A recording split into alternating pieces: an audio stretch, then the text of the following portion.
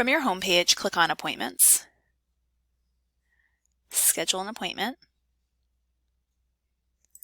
and then choose what type of appointment you'd like to schedule.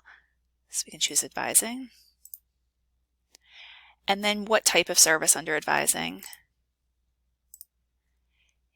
and the reason you want to be seen. Review that all that information is correct, and then you can choose your location. If you want to be seen at the advising center, you would choose this one down here.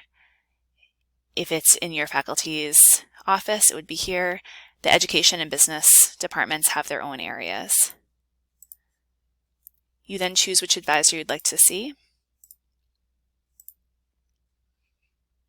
And you can see the availability. Choose the time that you'd like and how you want to be reminded, and confirm appointment.